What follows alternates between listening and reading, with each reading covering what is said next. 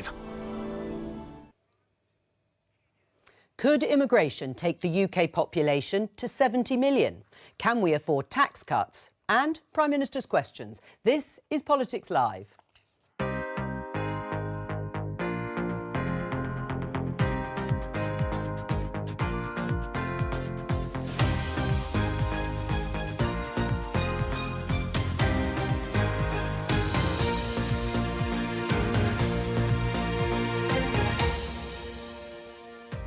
Joining me, Labour MP Barry Gardiner, Conservative MP Catherine Fletcher, broadcaster and statistician Timandra Harkness, and the editor of City AM, Andy Sylvester. On today's programme. We've got a clear plan, it's working, taxes will be coming down for people. But not everyone likes that tax-cutting plan. We would advise against further discretionary tax cuts as envisioned. A projected surge in the UK population to 70 million, fuelled by immigration. But who shouldn't be allowed in? We hear from a Brit who can't return to the UK with her husband under the new rules. Of all the things that he could save from the wreckage of the kamikaze budget that he chooses to press ahead with is their plan to lift the cap on bankers' bonuses. But now Labour say they won't reimpose the bankers' bonus cap. We will not have got every decision right, and we will have made misjudgments, and there will be undoubtedly instances put to me today where, on reflection, I will think that we could have been more transparent than we were.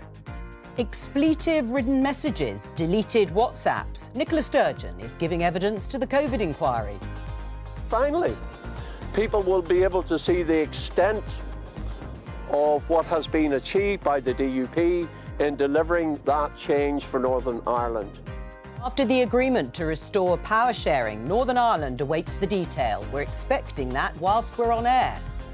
All that and Rishi Sunak faces Keir Starmer at Prime Minister's Questions at noon. We'll bring you that live.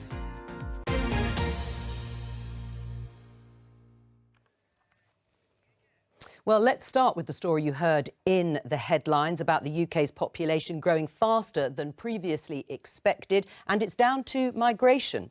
That's according to new figures from the Office for National Statistics. Let's take a look at how the papers are covering that story. We'll start with the Financial Times. Population will surge to 70 million by 2026 on higher net migration, the ONS predicts.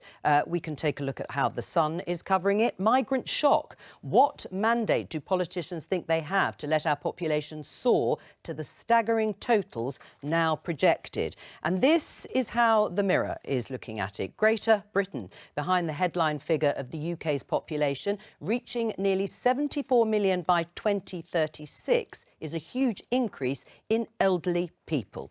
My opening question, starting with you, Barry, is it a good or a bad thing? Surging population fuelled mainly by migration, according to the ONS.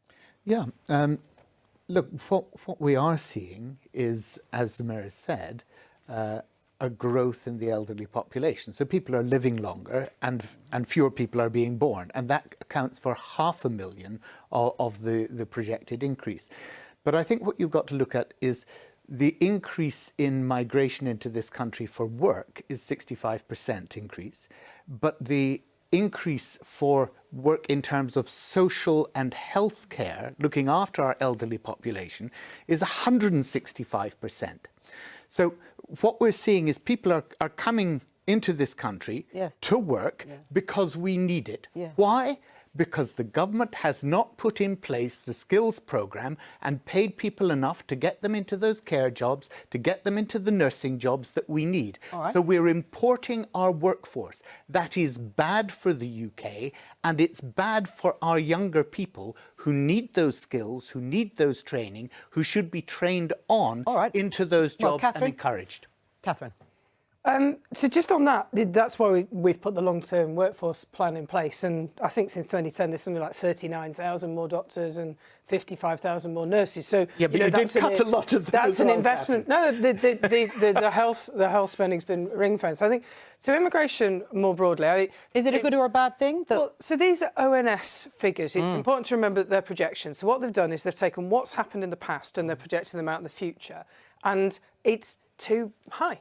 And that figure is too high, and we've been saying that since before Christmas. We announced a load of measures in December to start to make sure that if people are coming, they're not abusing the hospitality that we've got. And that's before you even get to the illegal migration, which is another important thing to control. So, I can list out what we're doing, but we'll come on to that as a basis that might, to some extent, mitigate some of the increase. But at the moment, it's too high in your mind. I think so. Is it too high? I'll answer your first question with an asterisk. I think it's a good thing.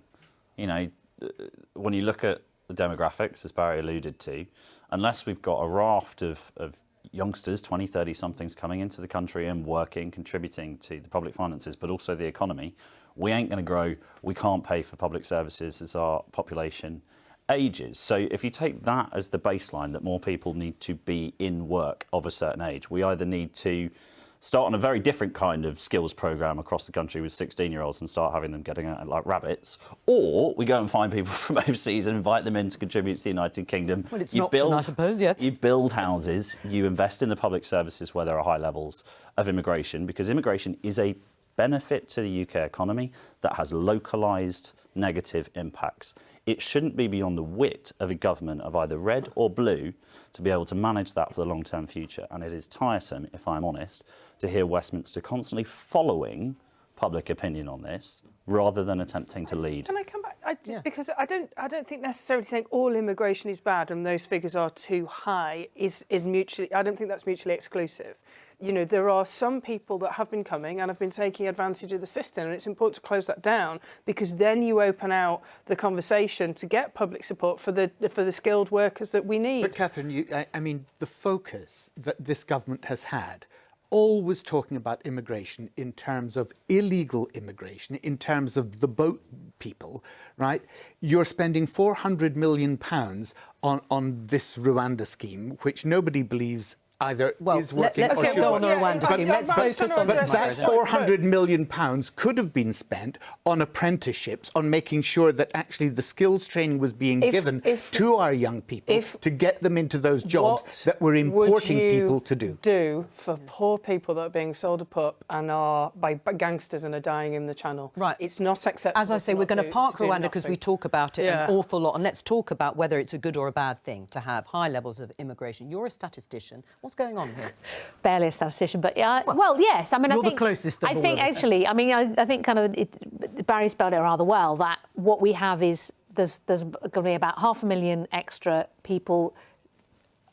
Aside from immigration, because we are living longer and we're not having many babies. I never expected to hear a call for more teenage pregnancies on this programme, but, I guess we should consider all policies.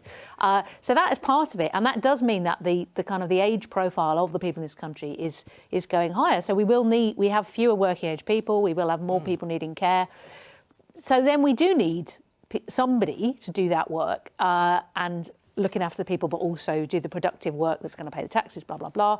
But the question for me is, but how does that work? Because you can have immigration where you say, we would like people to come from other countries and settle here and make their homes here and become part of our communities and society and contribute and long-term raise their children here, and what about the become services part and of the population. But we need services and infrastructure. But what we're getting at the moment is not. We're getting immigration where people come they either come as low-paid workers rather than paying people properly here, or we get students coming here and putting money into the economy, which is fine. I mean, it's it's great to have an international student But we're not encouraging them long-term because we're telling them they can't bring their families. Exactly. We're saying you can't bring your family. You can only bring your spouse here if you're going to be earning over, £37,000 Exactly. So we're a year. embedding this model of bringing people either to hand over lots of but hang on, just to go back to Andy's point. To work for low wages and not integrate and not settle And that has a very corrosive effect on local communities. Yeah, well, and we'll come on to some of the specifics, but broadly, as Andy said, you're fed up with Westminster because Labour politicians have also said that immigration, broadly speaking, is too high. They don't want to put a figure on it, but they do say that levels of net migration are too high. So who should come here? Look, I agree with you, but I agree with you because we should be developing our own skills and our own talents, and we haven't been. Right. And that is the failure of the past 14 years. But to now say, when you're bringing people in, you're not going to allow them to bring their families. Well, what does that do for a local community? It means predominantly you've got a load of working age men who don't have their families here, who are sending repatriation money back to their home countries and who feel no stake in this society and who are really isolated. It's really correct. Well, let Catherine respond and I'll go through some of the measures. Here, that they can be a contributor to society as opposed to a beneficiary. And they are. So I would agree, but there are some financial thresholds which I think we're going to get to where you are finding a balance. And there is a truth, which is that some people, especially using the care visa systems, there have been abuses within that system. You know, one of the reforms that we've announced is, you know, people who are sponsoring visas need to be registered with the CQC. Can I interject then just to give you a summary and our viewers a summary of what the Home Office is planning to do to cut migration? We can show you the tweet here. Banned overseas students from bringing their families to the UK unless they're on postgraduate research degrees, raising the minimum income requirement for family visas that's been mentioned, stopping immigration undercutting British workers by raising the minimum income threshold for skilled workers to £38,700 a year and scrapping the 20% going rate salary discounts offered for shortage occupations. Is that going to be enough to bring down migration to the sort of level you want to see? Well, I mean, I'd be interested in the date on that tweet because it's a plan. It's people being aware of the fact that we've got figures that are too high and that we're doing something about it. Will it be definitive? I don't know. But what we can't have is the projections that the ONS are coming out with no action. But here's the point. Why can't we? Why can't we sustain that population? Because of all the reasons and messages that have been over there. But what would Labour do? Where is Labour's plan? Well, hang on. There's lots of kind of you're being mean to these people, you're being mean to these people, and you can't say because ultimately, you know, there's Keir Starmer especially. He's doing a bit of sniping from the sidelines, but he's not coming forward with what he'd do because you know how much it would divide the Labour Catherine, Party. you've had 14 years to do it. And this plan came out. This plan came out yesterday, by the way. Right. So but the measures were announced in December. They were, but the tweet came out yesterday. In the 13 years that you've so far been in government, okay, migration has gone up by 6 million, even though every single Prime Minister you've had has said they're going to bring it down. During the period that Labour was in office, it went up by 4 million in the 13 years. So you've actually done 50% more migration into this country than we did.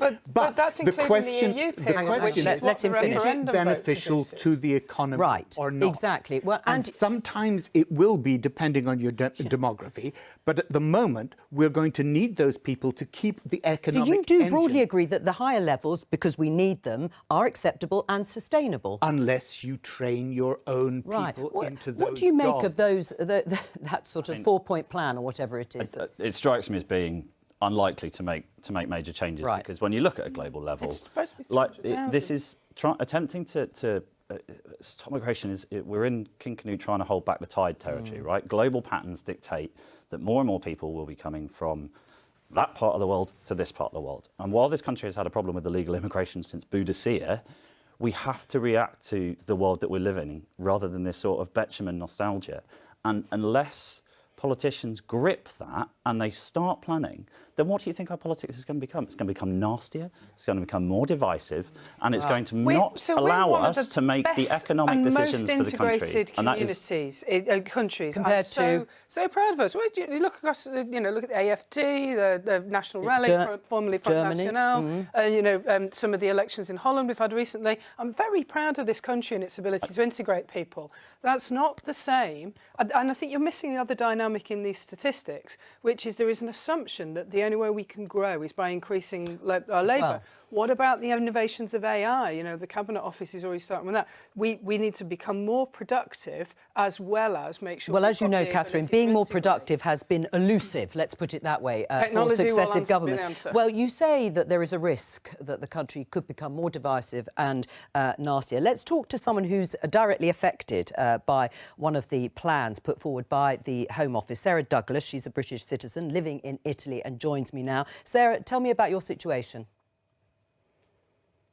Okay, hi. So first of all, I'd like to say that my situation is not unique. There are many who have similar stories to mine living both in the UK and around the globe. So I moved to Italy in 2007, initially for a year, but then met an Italian, ended up getting married, having our 3 children and making Italy our home. We'd always planned to return to the UK when our children reached school age to be closer to family, amongst other reasons. Then Brexit happened, put a spanner in the works, and I was faced with the prospect of having to separate my family to sponsor a spouse visa for my husband, either leaving my young children in Italy while I moved to the UK to work to meet the minimum income requirement, or leaving my husband and moving alone with my 3 children, separating them from their father and trying to work while essentially being a single mum. Unwilling to put my family through this hardship, we decided to use the savings route. Not easy in the current climate, but we were getting there and approaching the possibility of applying for the visa. And now the goalposts have changed yet again, with the minimum income requirement set to raise to £38,700. It becomes an impossibility for my family. The average wage in the Scottish Borders, which is where I would move to, is around £32,000. How would I be able to meet that Yes. as a full-time mum and the primary caregiver of 3 young children? All right, Sarah, let's My get some... husband on the... Well, I'm going to get some response to your situation. First of all, from you, Catherine, what would you say to Sarah? Because it's going to make her plan, her family's plan, impossible to come back and resettle in Scotland because of the minimum salary requirement. Yeah, I feel very much for her personal circumstances, but it's the messages that we've got to deliver about making sure that people that come to this country are contributing and not withdrawing from the state and the systems, you know, with education, with healthcare. You know, there's the opportunity for you to retrain or get a different job, or for your husband to get a job that allows you to achieve the salary threshold. My husband has a job and earns more than the minimum income requirement, but his salary is not taken into consideration. We own our own home outright. We're financially secure and stable. It counts for nothing. Now, statistics show that meeting the MIR is significantly more difficult for certain demographics than others. For example, 55% of working women would not be able to meet the current MIR of £18,600 compared with 27% of men. 41% of Scottish people would not be able to meet the requirement compared with 27% of Londoners. All right. So why should only certain people or rich people have the right to fall in love with people from abroad? Well, it's a good question. British people would not be able to sponsor a spouse visa. Let me put that to both our politicians, but first of all, again, Catherine, because Sarah has to be the sponsor, and so it's her salary that counts. I feel very much for the individual circumstances, but we are talking, but we're talking about a much bigger picture here, which is making sure that our education system, our housing, our infrastructure, our healthcare is not put under unsustainable pressure by people that aren't contributing. And those rates are going up slowly. They're not. It's not a massive hike to give people time to. Well, let me just get a reaction from Barry. Would Labour reduce that minimum income threshold? Sarah, I think you've been a fantastic advocate for the position you've outlined, and I'm really sorry for your family. What you said about falling in love with somebody, both my children who are married have married people who are not British. And would Labour reduce that threshold? Look, Sarah was absolutely right.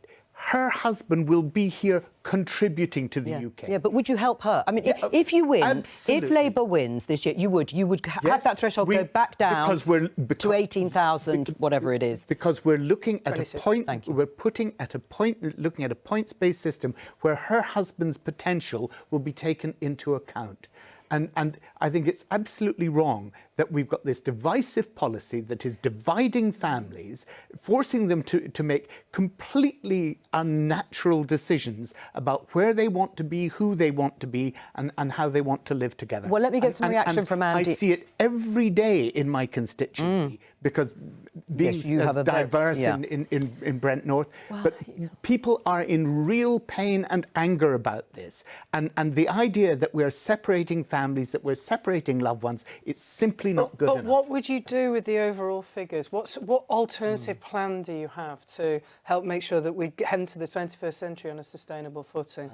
I've already outlined that we would be training people. Yeah, but that will take time, Barry. What would you do immediately? The points-based system that Labour is going to introduce in order to make sure to use our Brexit freedoms that allow us to control it much more. Because you were talking about immigration since 2010. You know, it's Labour that opened the door to immigration from the EU. 4 million under Labour, 6 million under the Conservatives. But Catherine, net migration has soared under these last few Conservative governments. What do you make? Listening to Sarah, and she says she's not unique, her family situation isn't unique. What do you think the government should do?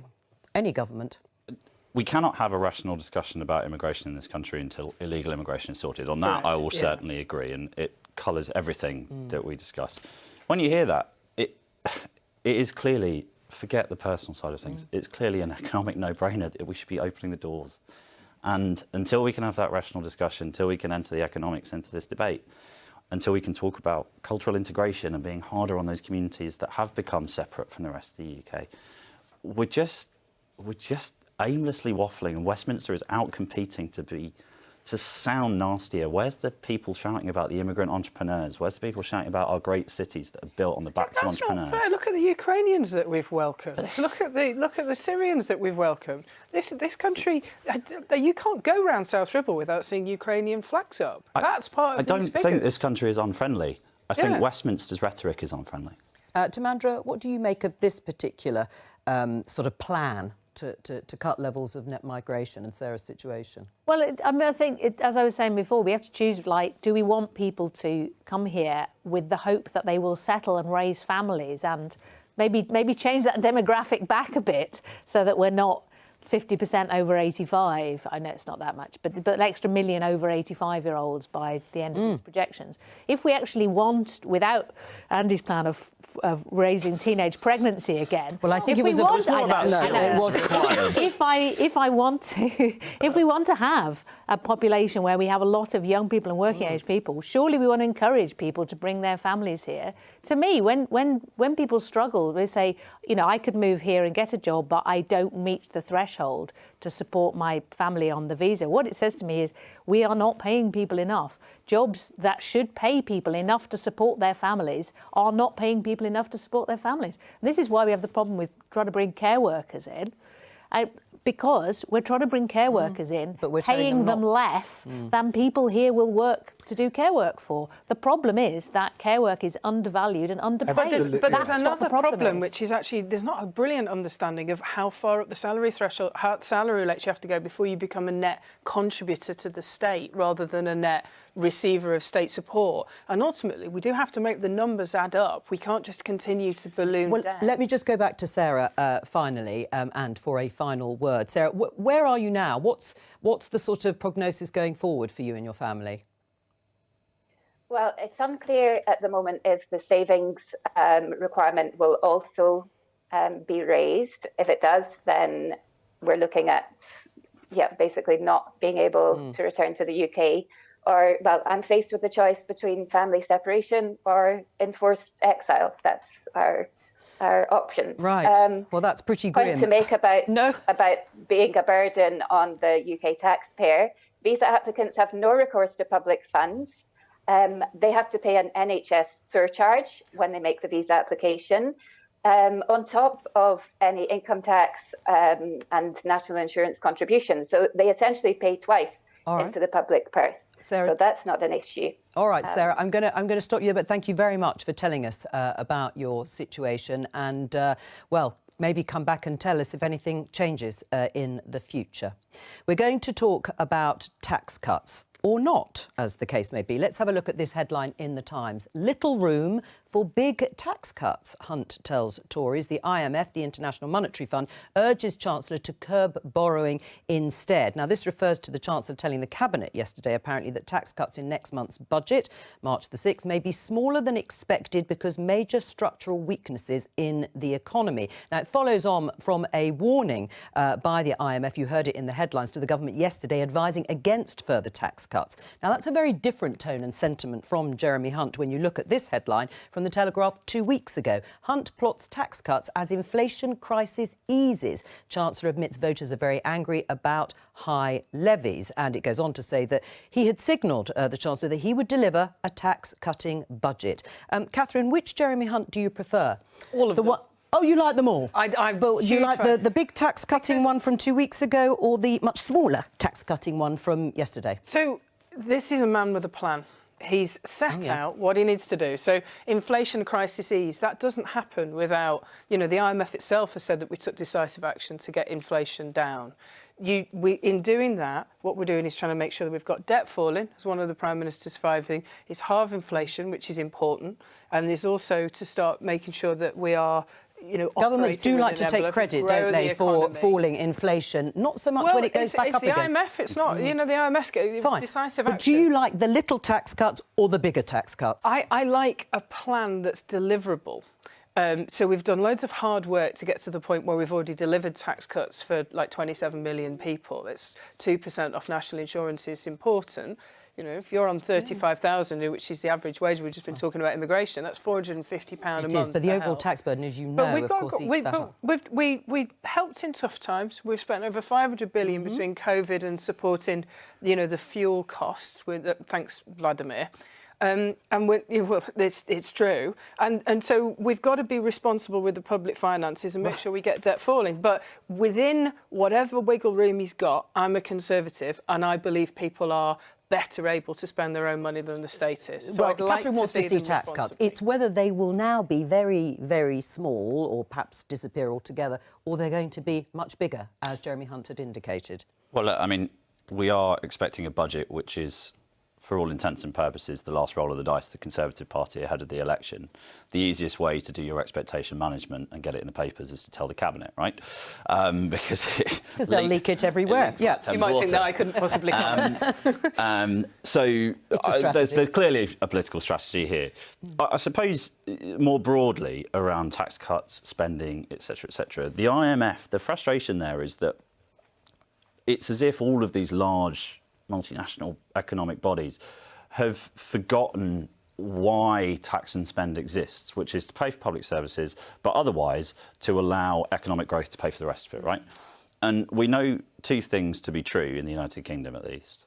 Higher taxes beyond a certain point restrict growth.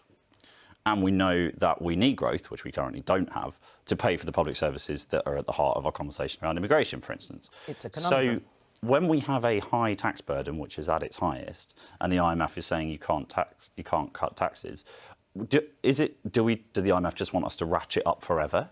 Does Westminster want us to ratchet up forever? At what point do we say, hang on, maybe the state's a bit in the way here, maybe the state's doing too much? And I think, unless we have a wider discussion, the idea of tax cuts when they have to be quote unquote paid for, it creates a completely false debate. Right. I mean, but just on that, there may be a strategy that says that Rishi Sunak and Jeremy Hunt were sort of laying the ground to see what the reaction might be. Because look what happened when Liz Truss and, as Labour called it, her kamikaze budget went forth. The markets reacted very dramatically. Do you think there is something behind that here? Jeremy Hunt talking about it, now retrenching after the IMF gives its verdict. Yeah, I mean, well, a little around bond yields. They're in, frankly, all of the sturmanddrang around the Truss Kwarteng budget. They've sort of shot up to back where they were post Bank of England issues. So there are issues around the UK's sustainable public finances, no doubt. This may be running it up the flagpole. I think that... It's just for our viewers, bond yields being borrowing costs. Effectively the cost of borrowing, yeah. and we do an awful lot of that at the moment.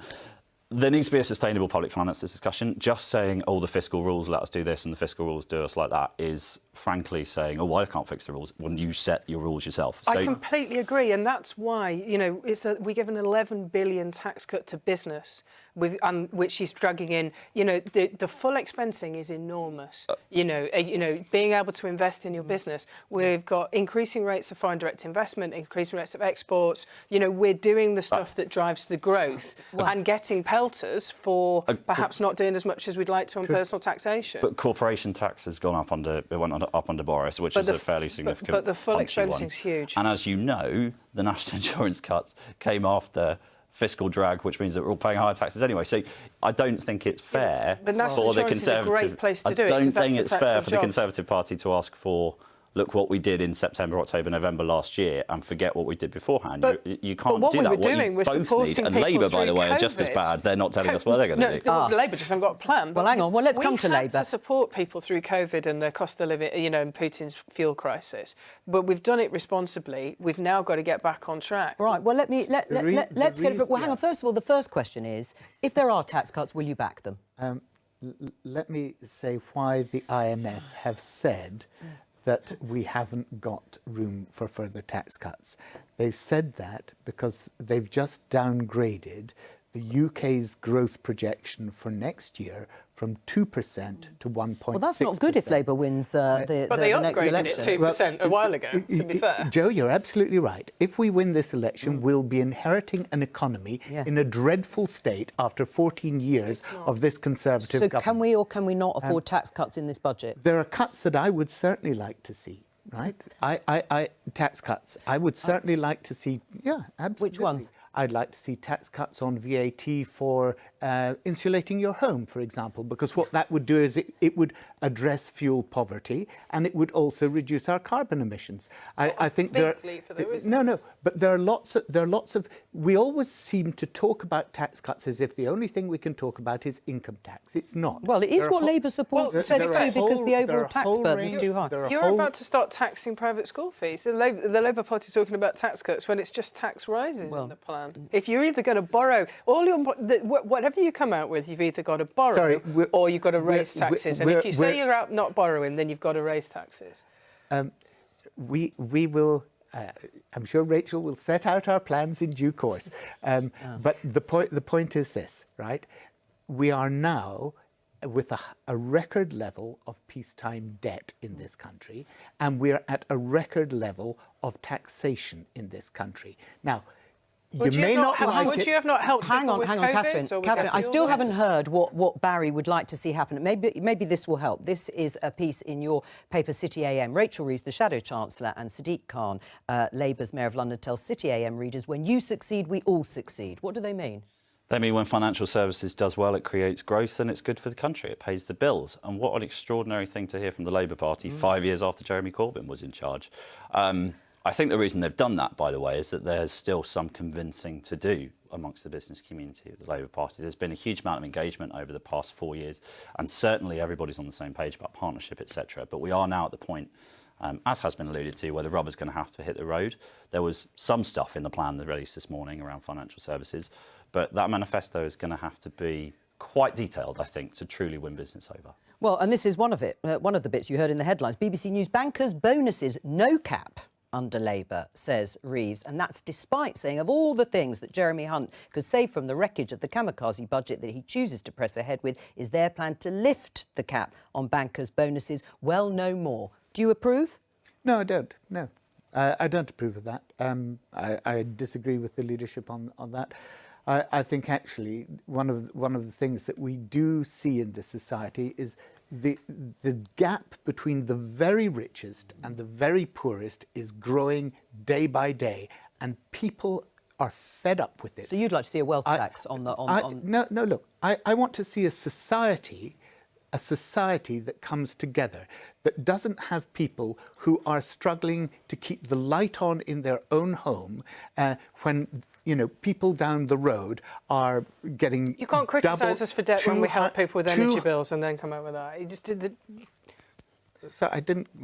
You're talking about us having to borrow to support people to heat their homes No, during the cost of sorry, living. no, And don't then put you're- words in my and- mouth, and then- Catherine. Catherine, let him say, because actually I just have to warn you, I- you're going to be leaving in a moment or Yes, so, I because do. you've got to get into the Apologies, chamber. But I that's all right, do finish your have to get thought. to the chamber. Yeah. No, I want to see a society in which people are not, on the one hand, almost destitute, and on the other hand, seeing people who are being given twice as much as their basic income. I believe that people should be paid a decent wage, and the bonus they get should be not double what their basic wage is. So you disagree. So you disagree. Just to be clear, you disagree with Rachel Reeves. Yes, I do. You would like to see Labour reimpose that cap. I'd like to see that there. Yeah, still there. It was introduced by a Conservative government, so I don't see that Catherine can argue against it. It was only Liz Truss that tried to get rid of it. It is actually divisive in our society to have people who are able to see that sort of wealth in your face when you are struggling to put food on the table. Chancellor thinks. What do you make, first of all, of the IMF's warning about we can't afford the tax cuts, which is where we started, and getting to a stage where Labour is now saying we're going to look to the city as the key driver for economic growth and increased tax revenues? OK, well, I'd like to take it in reverse order. I won't duck them. But I actually think that it's completely performative to impose a cap on bankers' bonuses and then to discuss whether to take it away. You're saying, oh, we're going to arbitrarily limit what the very well-paid people can get as a bonus. Well, that's not how you affect how low-paid people get paid. I mean, if anything, they're going to pay tax on it, aren't they? If anything, you're going to get more tax from it. Great.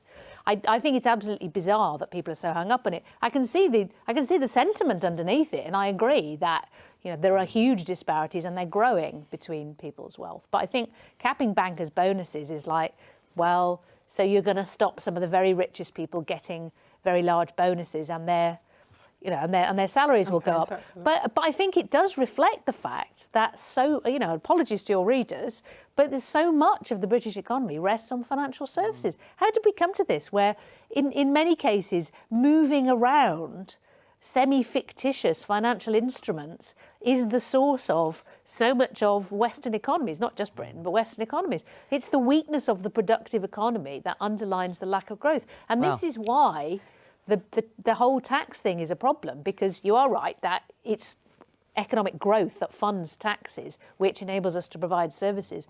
But if we reach the point where, as a country, we cannot run the basic fundamentals of a functioning country, like transport and a postal system, then how on earth can you run a proper business here? Energy costs. Energy costs. It's like, let's blame Putin for energy costs. Energy prices were going up before Putin. Well, and on that, and we're already struggling to afford it. And this is why we don't have a steel industry. This is why we need why we don't have a steel industry in this country is because energy in this country costs so much more than the rest of Europe. Well, and on that, before Barry goes then, how do you feel about the Green Prosperity Plan, the £28 billion being invested in green policies, looking very shaky, maybe even being dropped by the end of this week, beginning of next, perhaps? But Labour not wanting to reimpose that bankers' cap. Is it the wrong approach? Look, I think if you believe that having what was the Green Prosperity Plan is the only way to sustainably grow the economy, then it can make no sense to say that we won't begin the Green Prosperity Plan until we've sustainably grown the economy. I'm afraid I was a philosopher. I did logic. But you have to. This is the way we grow the economy. It is the new technologies. £28 billion. Well, I'm going to let you're Catherine either respond. going to have to borrow, or you're going to have to put up taxes, or you're going to break the fiscal rules. And the difference between you and me, Catherine, over the past 14 years and the past 28 years is this. We borrowed to invest, you borrowed to Well, you might consume. not borrow to invest, of course, as it turns out. I'm going to say goodbye. The scale of the screeching U-turn. Very briefly, because we're going to move on to the COVID inquiry in Scotland, but we'll say goodbye. This is a screech. Just last quarter, there was still going on about this. I think we've done that, Catherine. It is a screeching It's like U-turn. an Acme thing where you've kind of gone off the cliff and the dust is rising, they will say anything they think will matter to get into power, and they Well, haven't. who'd have thought it? A politician saying anything that they might to get into power. Yes, and he said. And the All right, Labour Party is on that, not let's united move to on the this. COVID inquiry, because Scotland's former First Minister Nicola Sturgeon is giving evidence, has been giving evidence to the inquiry all morning. She, of course, led the Scottish response to the coronavirus outbreak. She's facing questions about her leadership during that time, and particularly around disappearing WhatsApp messages afterwards. Let's have a listen. One of the reasons why I don't believe that WhatsApp, for example, should be used for government communication and decision making is that, you know, when I make a public statement, or when I made public statements as First Minister in this context, I would think very, very carefully about the words I use to try to minimise as far as is ever possible the scope for what I was saying to be misinterpreted. When people send messages on WhatsApp, they don't think, including me, you don't think that deeply about how you're phrasing things, and therefore messages, when they are looked back at later on, can be open to different interpretations, because people haven't really thought about the words they're using or the phraseology that they're using. And I think that certainly would be true of some of the exchanges that the inquiry has been looking at.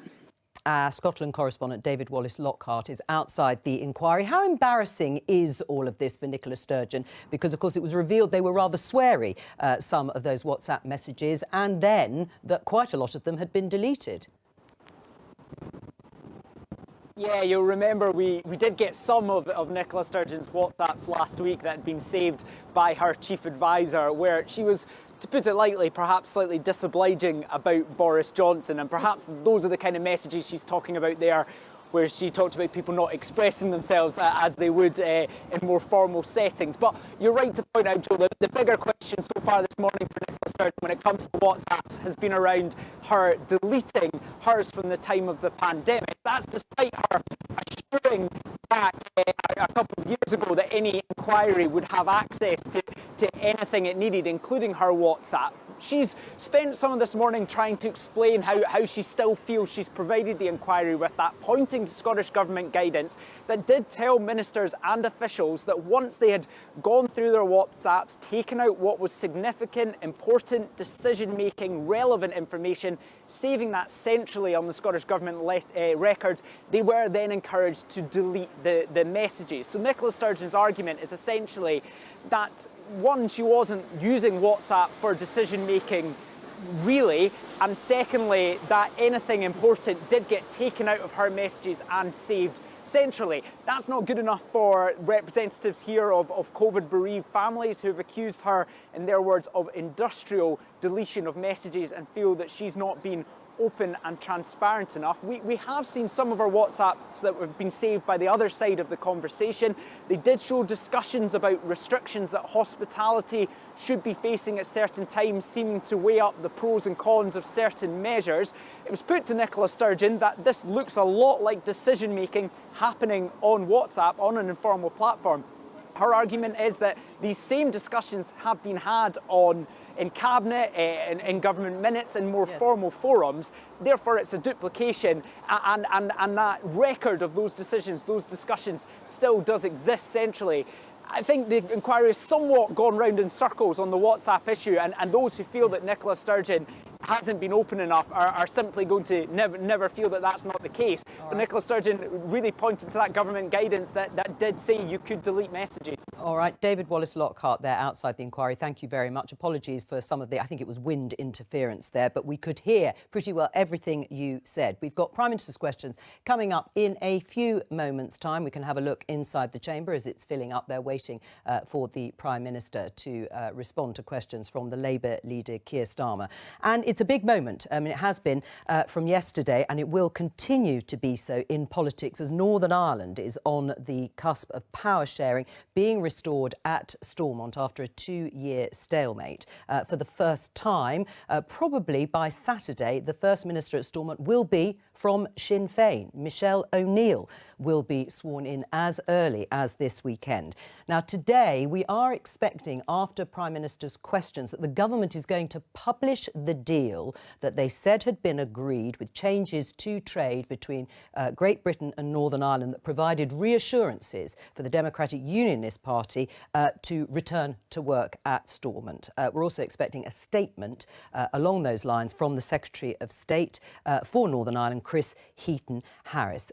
Catherine, broadly, your response to what will be a historic moment, power sharing being restored and Michelle O'Neill as Sinn Féin's First Minister? I think it's about making sure that we're delivering for the people of Northern Ireland. You know, it's been a long time now where they haven't had that kind of representative government. So, you know, I haven't seen the details. No. I don't want to talk to them. I think it's important not to speculate in this area, but it's the people of Northern Ireland that benefit if a deal can be done, and I think that's the important thing to remember. Right. I mean, when it comes to trade, the issue was around the DUP being very unhappy about what they saw as further separation from GB, from Great Britain, because of checks on goods down the Irish Sea. It's true, we don't know the detail as yet, but in order for the DUP to come back into power sharing, it would have to be pretty strong in terms of no checks or very, very few. I mean, without guessing, yeah, you would assume so. So with guessing, yes, you would assume so.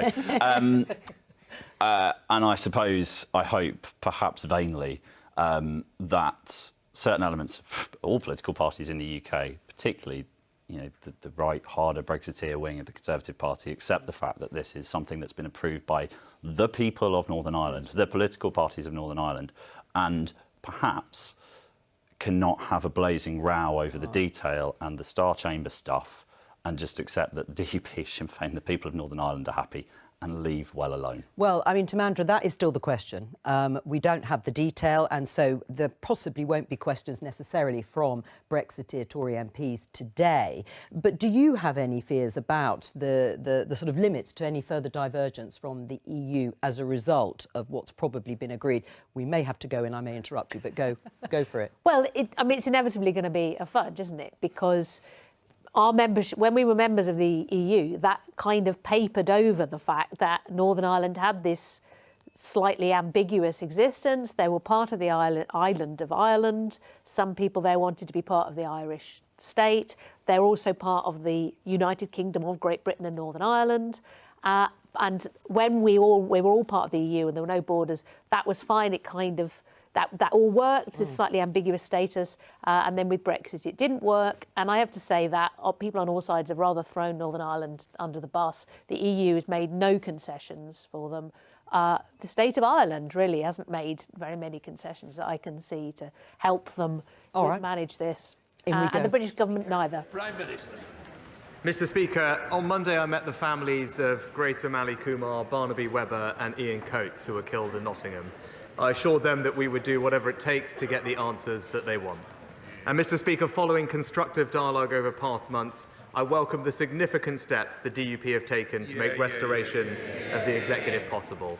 I also thank the other political parties in Northern Ireland for the patience that they have shown. After 2 years without an executive, there is now the prospect of power sharing back up and running, strengthening our union, giving people the local accountable government that they need, and offering a brighter future for Northern Ireland.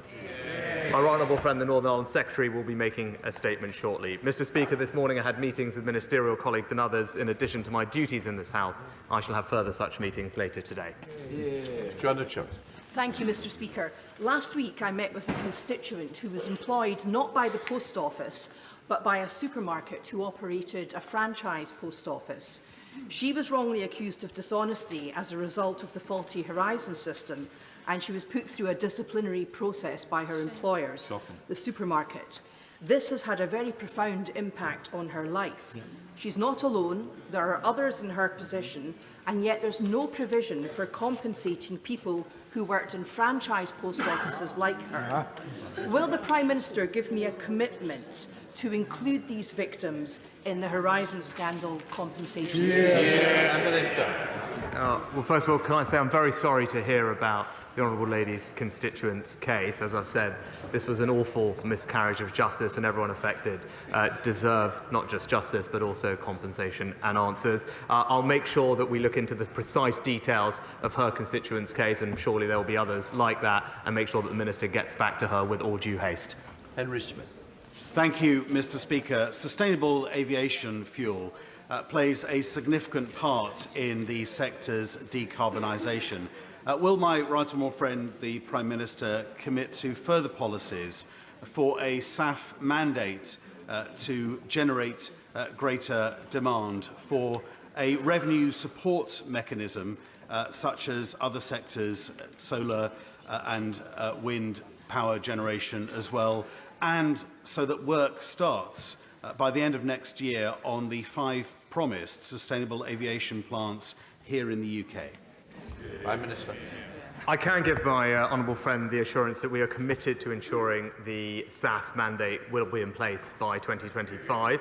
And by mandating the use of sustainable aviation fuel, not only will we be able to deliver carbon savings, but also create a brand new UK market. And as one of the steps in introducing the revenue certainty mechanism that he talks about by 2026, DfT will be consulting in the spring this year on options for how that should work in practice. We now come to the Leader of the Opposition, Keir Starmer. Thank you, Mr. Speaker. Can I join the Prime Minister in welcoming the DUP statement about the return of the Northern Ireland Executive? This is an important moment, and we now need all sides to work together to get Stormont back up and running for the people of Northern Ireland.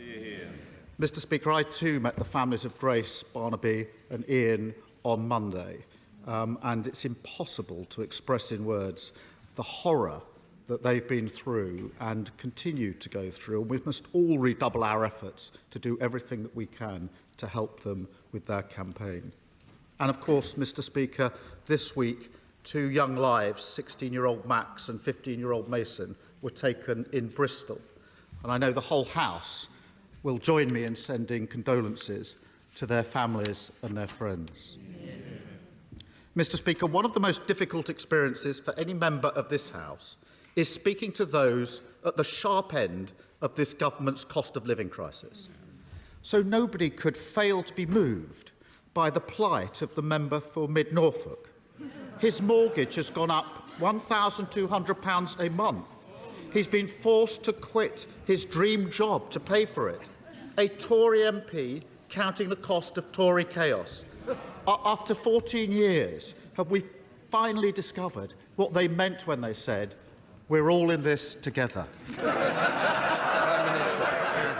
Well, Mr. Speaker, thanks to the mortgage charter that the Chancellor introduced last year, millions of mortgage holders across the country are benefiting from support with their mortgages, because it's important, rather than take the approach that the honourable gentleman just did, is actually focus on the practical support in place to help people who do need help. And someone on a typical mortgage is able to now save hundreds of pounds thanks to those reforms. And actually what we have recently seen is mortgage applications now at a multi-month high as a result of confidence returning. But if he really cared about helping people with the cost of living, Mr. Speaker, he would actually do more to celebrate and acknowledge the fact that thanks to our plan, millions of working people will now start to pay hundreds of pounds less in tax from this month's pay slips, Mr. Speaker. But we all know that's not a priority for him. He said he wanted to back people with the cost of living, but now he has described tax cuts, I read, as salting the earth. His shadow chancellor, it seems, is equally confused. In Davos, she said she did back tax cuts, but back here in Westminster,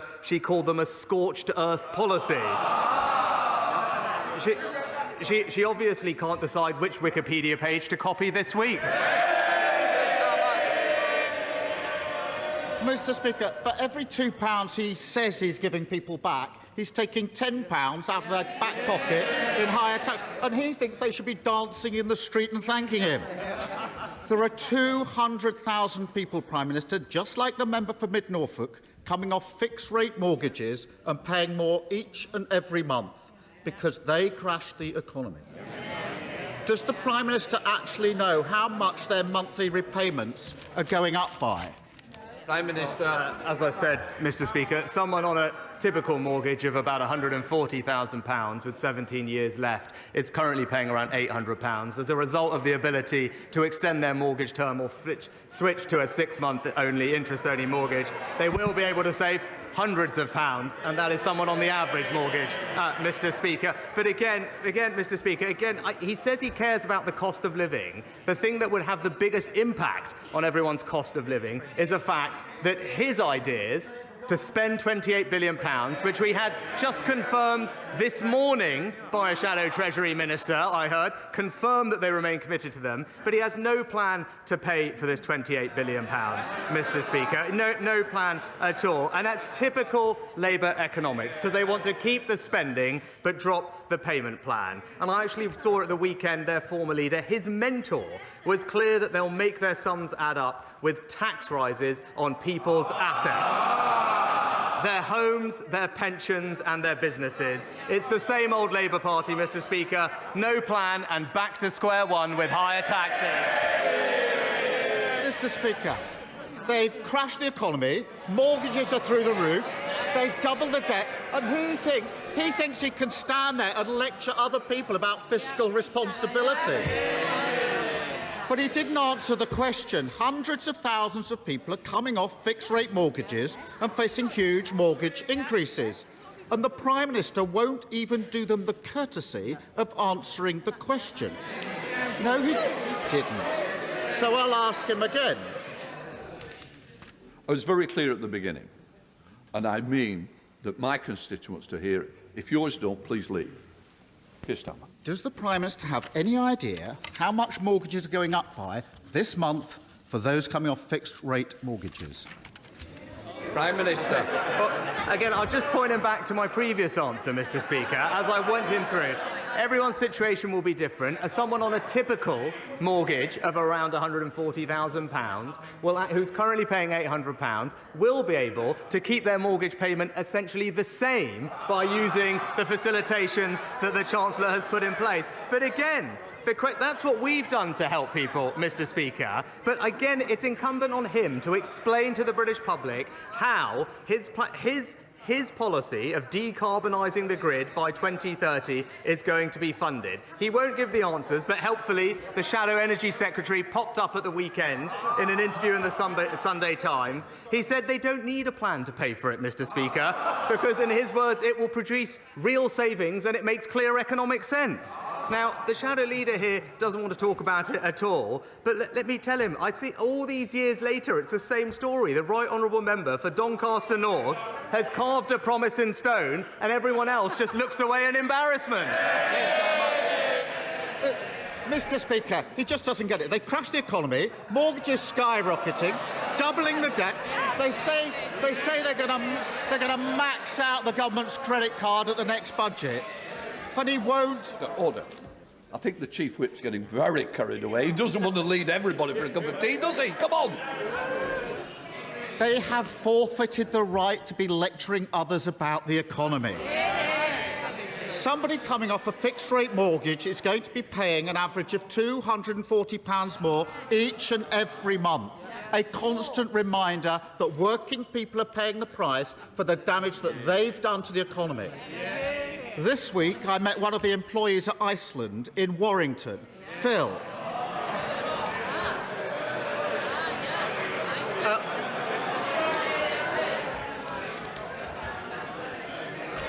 I'm sure Phil would be... Order. Mr Gibson. Sorry. Mr Starmer. Order.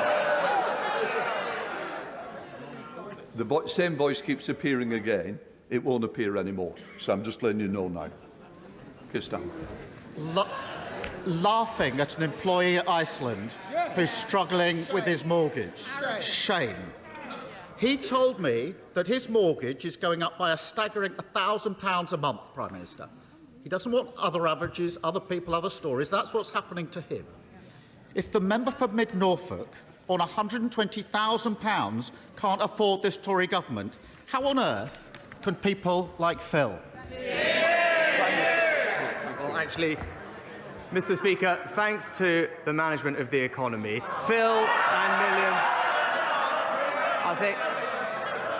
Phil and millions of people like him are now ensuring that inflation is less than half of the rate that it was when we were talking a year ago, putting more money in their pocket. And thanks to this government, Phil and millions of other workers, not just at Iceland, but across the country, are benefiting this month in their pay packet for a tax cut worth hundreds of pounds for someone on an average salary. But I hope he explained to Phil the cost of his policies. Did he explain to Phil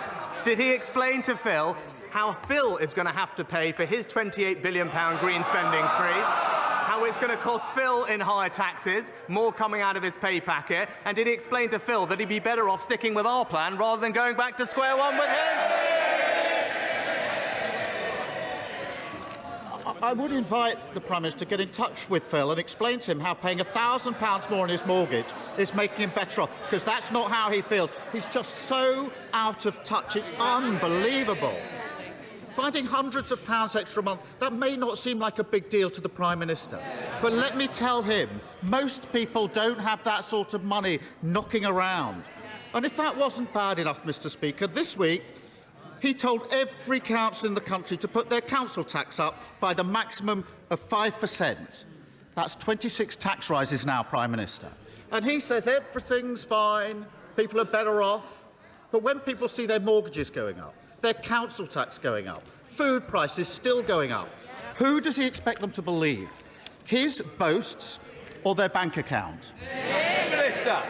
Well, Mr. Speaker, again, I was puzzled because, again, he resorts, as always, to the politics of envy here. But after recently and repeatedly attacking not just me but the government for lifting the bonus cap, I was genuinely surprised to see that the Shadow Chancellor just today has announced that she now supports the government's policy on the bankers' bonus cap. I don't know if he mentioned that to Phil when he was having a chat with him, but I'm sure he can fill us in. But I can tell him that trust and economic credibility come from sticking to a plan. But it's becoming clear you cannot trust a word that he says. And again, when the Shadow Chancellor says or claims that they won't borrow much, they won't raise Phil's taxes, we now know that those promises simply, again, they just aren't worth the Wikipedia page they were copied from. Mr. Speaker, I actually didn't expect him to be laughing at Phil. I did not expect him to be laughing at Phil, not addressing... Hold on. Look, I made this statement very clear. Prime Minister, it's very serious that we make sure that people hear, both you and the Leader of the Opposition. It matters to the people who watch the proceedings of this chamber, and it's not good in the behaviour that seems to be carried out. Prime Minister. The Prime Minister just doesn't get how hard it is for millions of people across the country like Phil. That is the primary problem, struggling with their mortgages, their bills, the spiralling cost of living. And the Prime Minister's response is never to take responsibility, show contrition, or even any level of basic understanding.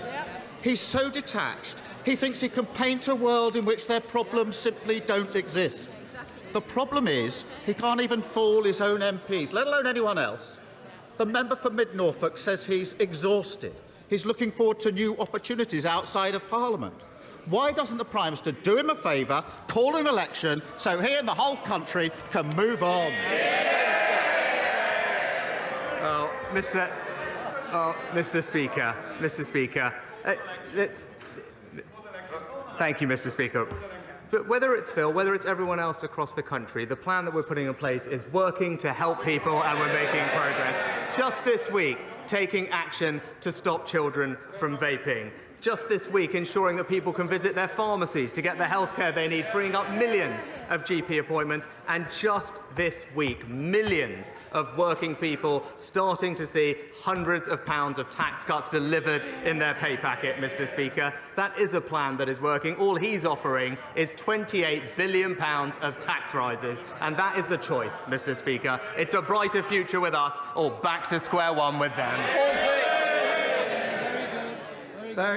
Thank you, Mr. Speaker. The Prime Minister likes to attend live sport, and so I wonder whether he would join me in welcoming the decision of the planning inspector in upholding Rugby Council's rejection of an application for development at Brandon Stadium in my constituency, to keep the doors open for it to remain a sporting venue so that future generations will enjoy the thrills and spills of motorcycle speedway and stock cars. Prime Minister. Well, I join a my honourable friend in paying tribute and being proud of actually Britain's rich history in the automotive and motorsport sectors, and the stadium that he talks about is a historic motorsport venue, and whilst it's been a shame to see it fall into disrepair, I hope that the decision he refers to enables a possibility of both speedway and stock car racing to return, and I know that my honourable friend will rightly continue to champion this cause. SNP Leader Stephen Flynn. Mr Speaker, when the Tories scrapped the cap on bankers' bonuses in the autumn during a cost of living crisis, the Labour Party rightly opposed it. Yet here we are, just 3 months later, and the Labour Party support scrapping the cap on bankers' bonuses. Shameful. But is the Prime Minister comforted by the fact that he's now no longer alone in this House on being completely out of touch with public opinion? Well, Mr Speaker, as I said at the time, we supported the decision of the independent regulator because this was the right thing for financial stability. But that, Mr Speaker, is because on this side of the House, we have a set of convictions and we have a plan and we stick to it. But he's absolutely right to point out the flip-flopping and U-turning and no convictions of the party opposite. Of course, Mr Speaker, scrapping the cap on bankers' bonuses was only made possible due to Brexit. So what the Westminster parties are now telling the public is that it's OK for bankers to have unlimited Brexit bonuses, but for the public sitting at home, struggling to feed their families, they have to suck up and deal with the additional food price costs as a result of Brexit red tape. That is the cost, and that is the reality of broken Brexit Britain. Isn't it the case that the great achievement of this Tory government is getting the Labour Party to agree to that bleak future? Prime Minister. Mr Speaker, we're actually delivering benefits for people across Scotland, not just least in new free trade deals that are opening up markets for Scottish exporters, free ports that are attracting jobs and investment, the Brexit pubs guarantee, cutting the cost of a pint in Scottish pubs. But when he talks about the cost of living, Mr Speaker, the thing that he could do most to help is make sure that Scotland isn't the highest tax part of the United Kingdom. And it's not just for high earners, Mr Speaker. Everybody earning £28,500 or more is paying more tax in Scotland than they would in England, thanks to the SNP. Leander Davison. Thank you, Mr Speaker. One punch thrown, 2 days on life support, then 3 children left without a father. A 4-year sentence handed down, released after 2, but one grieving mother has to live a life sentence of agony. Sentencing for one-punch killers is not working in this country. Does the Prime Minister agree that now is the time to finally introduce a specific offence and a tougher minimum sentence for one-punch manslaughter? Prime Minister. I pay tribute to the work my honourable friend has done in bringing attention to so-called one-punch manslaughter and highlighting, as she knows well, the anguish those cases cause for the families of the victims. And I know the Ministry of Justice has looked very carefully at the amendment that my honourable friend has proposed, and I know that she'll be meeting the Minister for Safeguarding shortly to both discuss her specific amendment and how we might best address the wider issue. Sir Ed Davey. Speaker.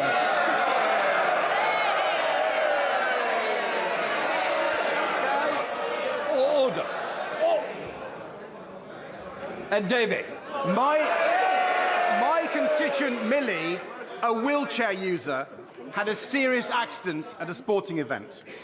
Millie was left waiting on the floor in pain for over 2 hours before an ambulance arrived. During her months in hospital since, she's been dropped badly multiple times, left stuck in her bed for days at length. She's even been told to soil herself when there's no one to take her to the toilet. Before all this, Millie was living independently and working, but the prospect of her returning to work is being destroyed by the crisis in the NHS and care system. I'm sure the Prime Minister will agree that no one should ever have to go through what Millie has. So will he look again at our proposals to make sure every patient gets the high-quality care they need? Prime Minister. Well, Mr. Speaker, I'm very sorry to hear about Millie's case, and if there are specific aspects of it that need to be examined, I'm sure the Health Secretary will follow up with the honourable gentleman. And more generally, we want to make sure everyone gets the care they deserve, which is why we're not just investing record sums in the NHS, but ensuring that there are record numbers of doctors, nurses, and new innovative forms of treatment like surgical hubs and virtual wards, all of which is showing that ambulance times that he mentioned are lower today than they were this time last year. Lynn Saxby. Thank you, Mr. Speaker. The #1 reason for children's hospital admissions in North Devon is for dental treatment. We have no NHS capacity and no orthodontist in Barnstaple. Our dentists cannot recruit, even with large golden hellos. The emergency dental plan does seem to have been stuck at the Treasury forever.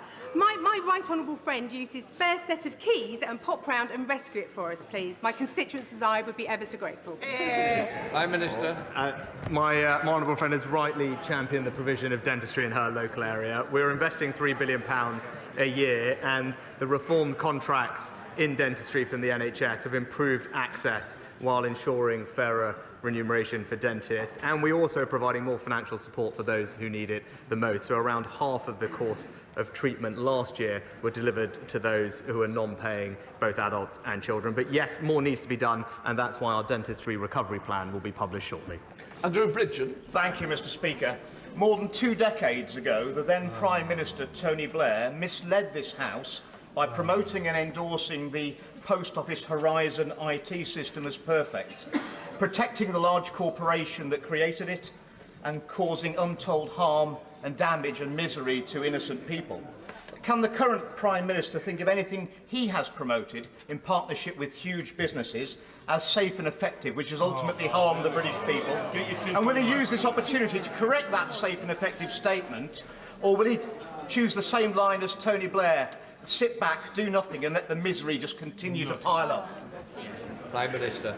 Oh, Mr. Speaker, as we've been clear, the Horizon scandal is a terrible miscarriage of justice, and we're doing everything that we can to make it right.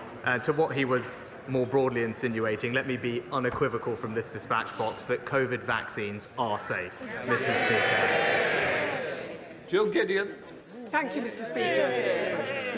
The shocking revelations of the Horizon scandal highlighted the Post Office's financial incompetence, and my right honourable friend will know that the public's confidence in the institution is at an all-time low.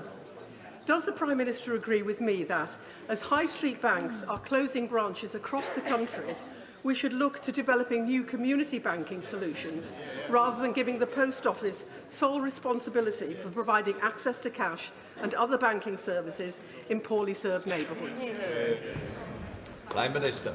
I thank my honourable friend for a question, but I also just say that we shouldn't mistake conflating this scandal with the actions of many hard-working local postmasters and sub-postmasters, because customers can access cash and banking services through a wide range of channels, including a contract with the Post Office counter service, which does provide a valuable channel. And that, I agree with her, though, the importance of access to cash, which is why the government has legislated to protect that as part of the recent Financial Services and Markets Act, and ensures that the vast majority of people should be no more than 3 miles away from such a cash point. John Butler. Thank you, Mr. Speaker. Mr. Speaker, one of the Nolan principles, integrity, states that holders of public office should not act to gain material benefits for themselves, their family or their friends.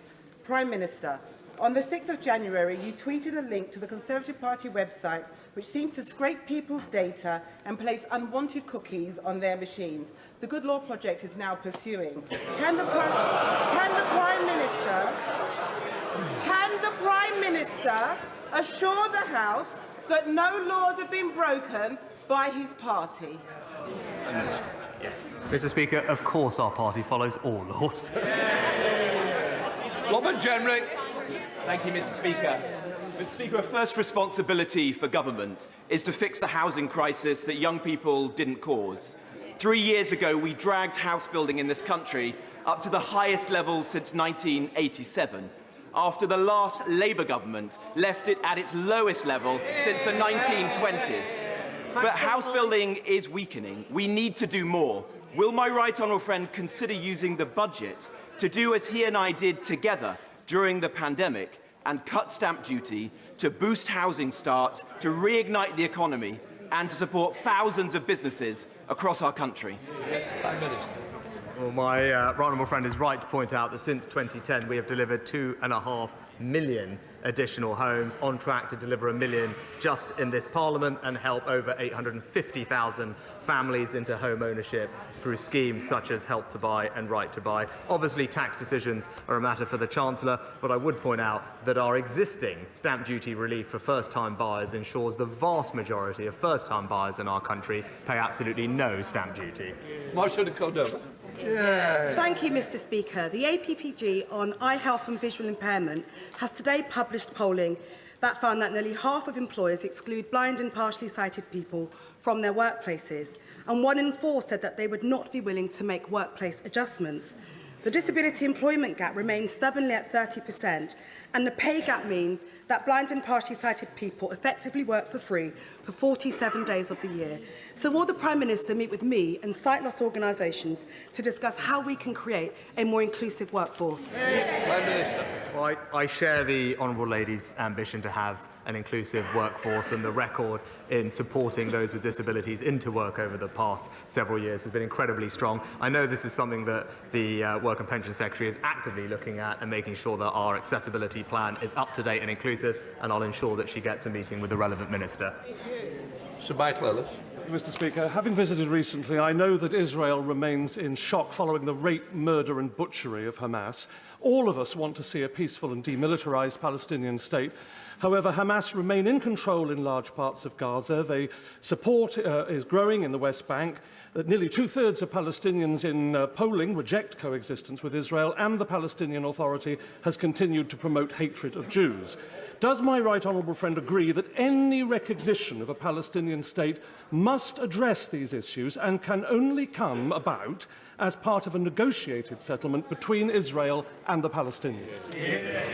Prime Minister. Well, Mr. Speaker, the government's position is clear. My honourable friend is right that there are steps and conditions that need to be put in place on this journey. First and foremost, the removal of Hamas from Gaza, a Palestinian-led government in Gaza and the West Bank, a concrete plan to reform and support the Palestinian Authority, a reconstruction plan for Gaza, and a two-state solution, which we have long supported. So let me be clear. We stand with Israel, and the terrorist threat that they face must be limited, and Israel's lasting security must be guaranteed. Neil Hanby. Mr. Speaker, on the 15th of November last year, I appealed to the Prime Minister to choose de-escalation and peace over violence, death and destruction. He called me naive. So far, over 26,000 souls have perished in Gaza. Shameful. In a powerful and moving open letter in Monday's New York Times, the Jewish Voice for Peace Rabbinical Council cited Deuteronomy. I have put before you life and death, blessing and curse. Choose life, accusing President Biden of choosing death. If the Prime Minister won't listen to me or the ICJ, will he listen to the Rabbinical Council, or will he call them naive too? Yeah. Prime Minister. Mr. Speaker, I've been clear multiple times that we are concerned, deeply concerned, about the impact of the fighting in Gaza on the civilian population. Too many people have lost their lives, and there is a desperate need for increased humanitarian support in Gaza. I won't go over all the debates we've had about the conditions that are necessary for an immediate pause leading to a sustainable ceasefire, but I can assure the House that we are doing everything that we can to get more aid into the region as quickly as possible. Kelly Tolhurst. Thank you, Mr. Speaker. Chatham Docks supports over 800 local high-value jobs which are at risk as the owners are continuing in their pursuit to displace successful businesses such as ArcelorMittal Kent Wire. The Labour Council are failing to honour the commitment they made before the local elections to protect the docks and the jobs. Even their leader, the Right Honourable Member for Holborn and St Pancras, said he was proudly backing Save Chatham Docks campaign. Will my right honourable friend meet with me to see how we can protect the docks and save those jobs for my constituents? And isn't this just another example of how Labour and their leaders change their position depending on which way the wind blows? Well, Mr. Speaker, my honourable friend has been a constant champion of Chatham Docks, and I am disappointed to hear that the local Labour Council are failing to honour the commitments that they've made. But also, as she points out, I'm not surprised to see that the Leader of the Opposition has said one thing and then consequently done another. The docks support hundreds of jobs, and I join with her in calling on the Council to rethink their approach. That completes Prime Minister's questions. And that brings us to the end of this week's Prime Minister's Questions. Joining me for this half of the Politics Live programme, we have for the Government Nusrat Ghani, Industry Minister, for Labour, Wes Streeting, Shadow Health Secretary, and the BBC's political correspondent, Layla Nathu. Welcome to all of you.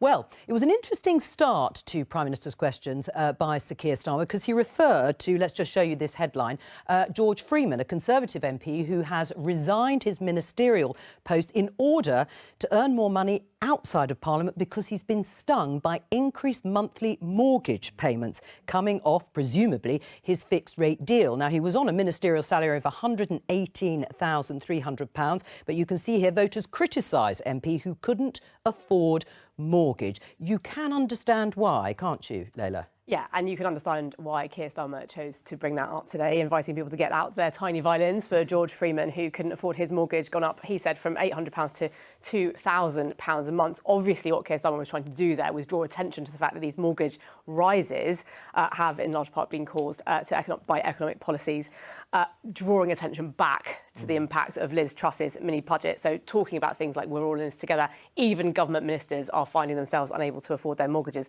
This was the theme that Keir Starmer picked up on his exchanges, brought up Phil, somebody he'd talked to, who said that his monthly mortgage payment has gone up by £1,000. So really trying to bring back there to the government to say, look, this is your fault. Rishi Sunak trying to point to support packages that he said. You know, he said that people can now go on to interest only. Although I think you have to for 6 be months. claiming benefits, certainly for one of them. So exactly. So there are sort of measures that Jeremy Hunt has put in place, like going on to interest-only mortgage for 6 months, extending your term. But of course, you still have to pay back the money. I mean, the truth is, Nusrat Ghani, that people are still feeling the impact, directly or indirectly, from what Rachel Reeves calls the kamikaze budget of Liz Truss and Kwasi Kwarteng. So much so that even your Conservative colleagues are feeling the pain and say they can't afford their increased monthly mortgage payments. Surely that underlines the failure of economic management of the economy. And are you OK? Because I think, I just think the struggle for ministers is real. It's a privilege so to hard. serve as a minister, and we are very well rewarded. I don't know what George's personal circumstances are like, but interest rates increased across the world, and it was mostly to do with COVID, to be honest, and we all need to recognise that is what it's about, Wes. You know that's true. And then obviously the impact of Putin's invasion in Ukraine. But look, we have halved our inflation. We have a plan which has enabled us to raise the threshold when people start contributing so they have more money in their pocket. We've raised the national minimum wage, and now if you're earning around £35,000, you'll see an extra £450 back in your pocket. That's what it means to actually have a plan. It is working, and we've now got to stick with it. Right. Not sort of flip-flop with whatever Labour Party may come up with next. We'll come on to what Labour is or isn't proposing. When you say you've got to stick to the plan, does that plan include tax cuts in the budget? Well, you know that it's for the Chancellor, and we haven't got that long to wait for the spring budget. Would you like to see tax cuts I always in the budget? like to see people keeping more of the money that they earn. But look, I'm pleased to where we have got to, being able to ensure that our plan is working, that we can halve inflation and be more generous in enabling people to keep more of the money that they earn. What we have to do is also reflect on what could come down the line, because Labour Party's not been able to explain what their plan is to pay for this £28 billion black hole spending spree they want. Well, since Nuz has brought it up, it was at one point, Wes, the centrepiece of Labour's plan for growth, an industrial strategy that included £28 billion a year if you win the election, to be spent on green investments, green policies investments. Now, it's been watered down and diluted, and now it seems to be hanging by a thread. Is it going to go? Well, hang on. The fundamental argument here is that rather than keep on going through the same sticking plaster politics, we want to make sure we give Britain its energy security back, create jobs in parts of the country that suffer deindustrialisation, But I'm not asking you and about cut that. people's bills. That's the premise. And the bit that often gets missed about the plan is that it's about also leveraging in private investment and working with industry. And the But 28 of billion? course, that is subject to Labour's fiscal rules. And what Rachel Reeves is saying is that whether it's plans for spending or plans for tax cuts, we're going to behave in a responsible way, because we saw with that disastrous mini-budget what happens when politicians prioritise ideological hobby horses over responsible management of the country's So are you finances. not in favour? Let me just show our viewers this headline in The Times. There's little room for big tax cuts, Hunt tells Tories, that's the Chancellor, telling his party ahead of the March the 6th budget. Now, this follows the International Monetary Fund urging Jeremy Hunt to curb borrowing instead. A few weeks ago, Jeremy Hunt said, no, we're going to have a tax-cutting budget. Which Jeremy Hunt do you like, West Streeting? Big tax coming. Do you support that? You've been criticising the government for the highest tax burden on record. So presumably you want to see big tax cuts. Of course we want to see taxes coming down for working people. On March the 6th. And that's one of the reasons why, when Labour set out spending plans and we set out how we'll pay for them, it's making sure that those who can afford it pay their fair share. The non-DOMs, ending tax breaks on private schools, the windfall tax on oil and gas giants that are enjoying record profits. Some of those are the tax windfalls of rises. war. I'm talking about tax cuts. And of course, because we want to see the burden on working people fall, and Rachel's clear that's her instinct. So you'll too. support But you've got to take, you've got to take, I think, a couple of things into consideration. One is the warnings not just of the IMF but of the OBR about the way in which this government behaves recklessly. And secondly, I don't think people are daft. They know that a general election's coming. Yes. And it'll be tax cuts today and tax rises from the Conservatives after the election. That is the problem. That is their record and that is the problem. It's a bribe. Low growth, high tax. Low growth, high. All right. Well, hang on. It's a bribe. We've been doing everything that we can to make sure people can keep more of the money that they earn, which is why I pointed out. But is it affordable? All the initiatives, which is why it's all been done incrementally. But the reality is we have a plan.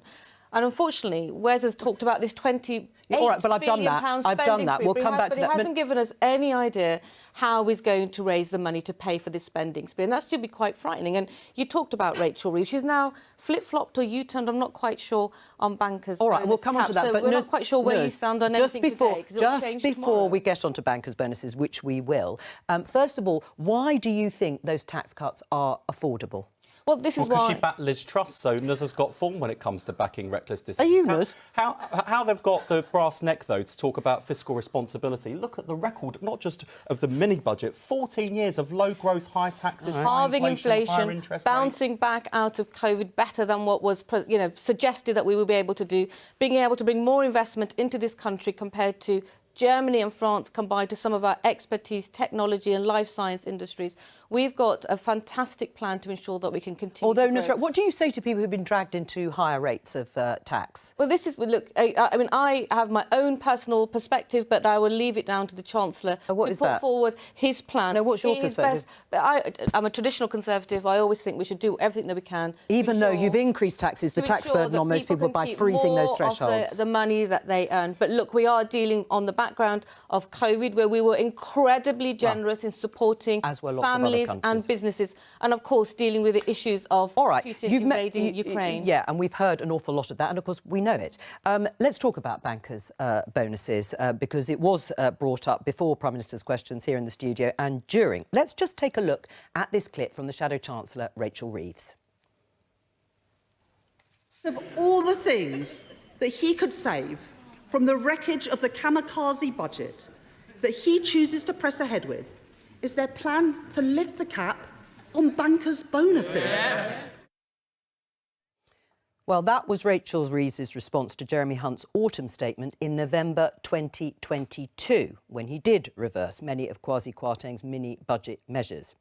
Yesterday, though, in a screeching U-turn, Rachel Reeves has changed her mind. Let's have a look at this headline. BBC News, bankers' bonuses, no cap under Labour, says Reeves. What's changed?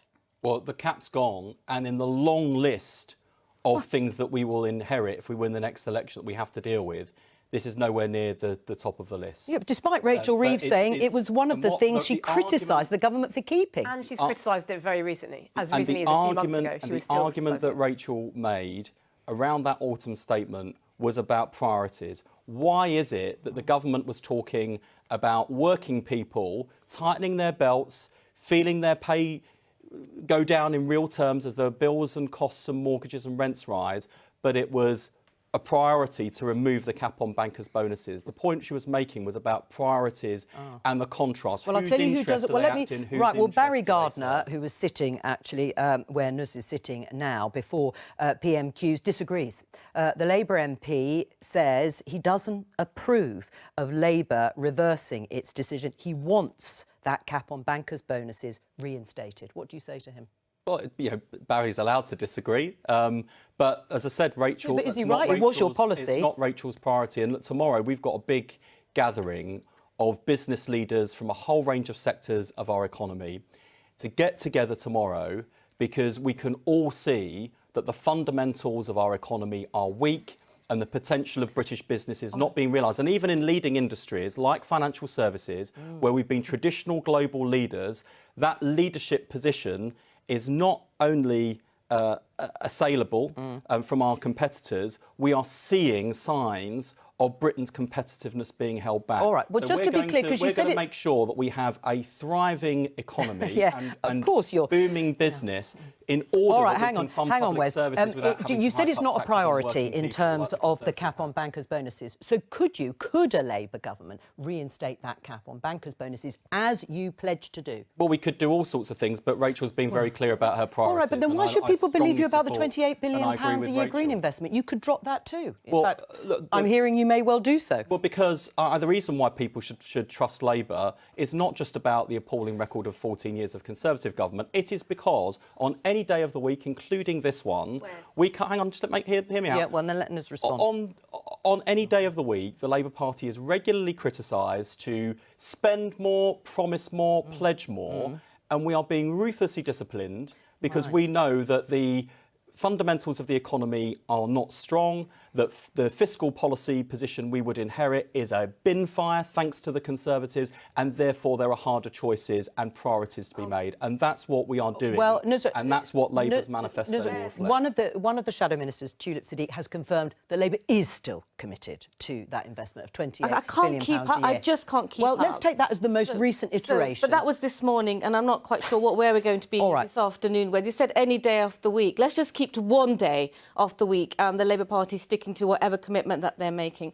I mean, Rachel was, frothing at the mouth when bankers' cap bonuses were lifted, and now all of a sudden you've now reversed your position on that. And this is the reality. We just don't know what the Labour Party... Or it's your inheritance. It's the Labour Party. Their inheritance no from idea you. what the Labour Party is going to do next. I we thought don't even know the Prime Minister was absolutely next. right. If you're not cutting and pasting from Wikipedia, you're then changing your position on policies that we hold. All it does is make it absolutely clear that you are economically clueless, and that is a dangerous position for any voter to consider taking. I know, you've said the brass neck. Let me bring Layla. Let me bring Layla in. I mean, this, to some extent, is a dress rehearsal that's going to be... It's going to be repeated again and again and again. It's going to be a very long election campaign. It is indeed, as we can hear from every episode of PMQs, hearing those lines rehearsed of sticking with a plan, as Rishi Sunak wants to say. But, it is a vulnerable point for you, Wes. I mean, it is to basically keep changing your mind, not answering definitively what you are going to do. It's getting closer and closer now to the point where you are going to have to actually know colours to the mast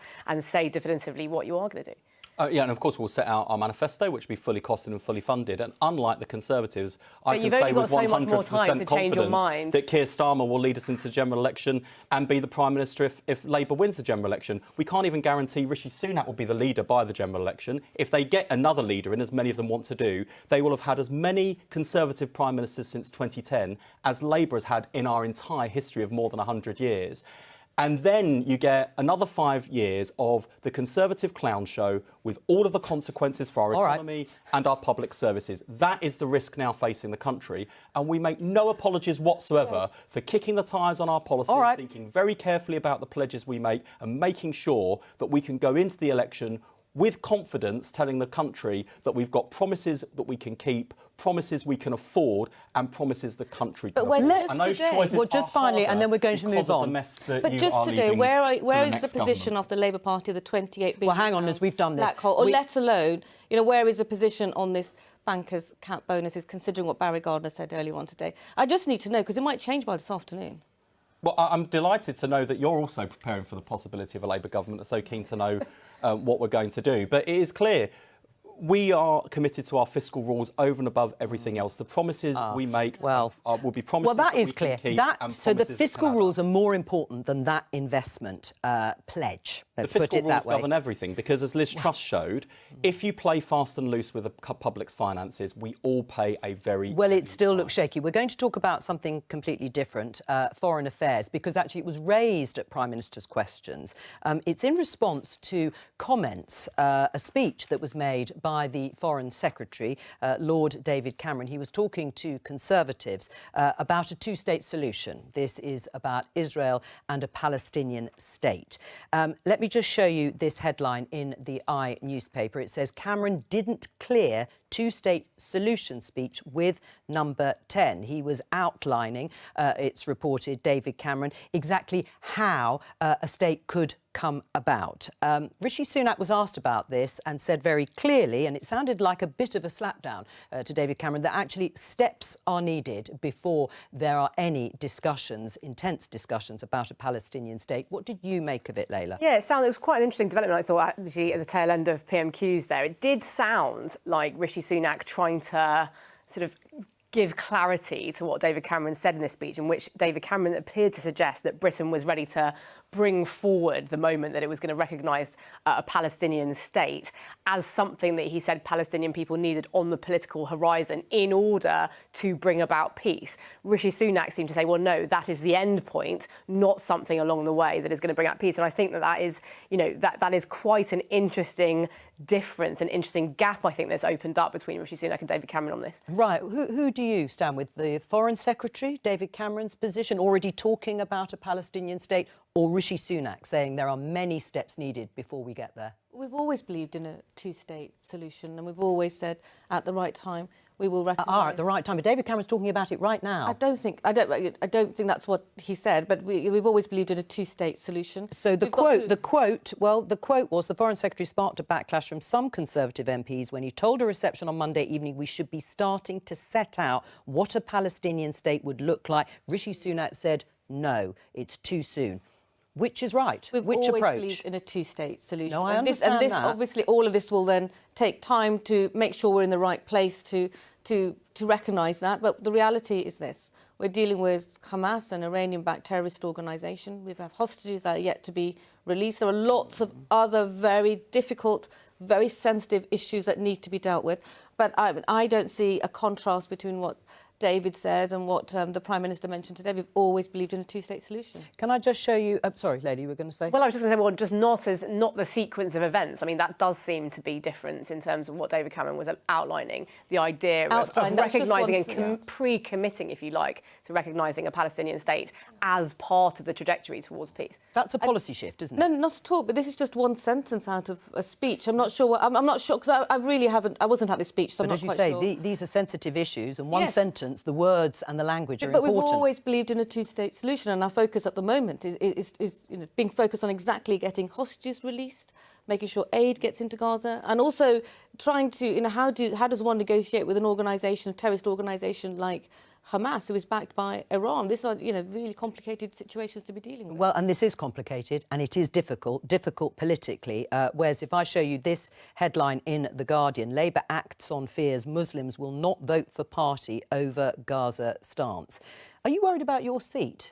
Because you are getting quite a lot of pressure, reports of an independent candidate standing who's very pro-Palestine because she feels that Labour isn't pro-Palestine enough. Well, I never take voters for granted. I'm never complacent. But I think that on this question, and going back to the substance of the issue on recognition, I think the urgency comes about as a direct result of the government of Israel and senior politicians in power making it clear that they do not support a two-state solution. They believe in a one-state solution.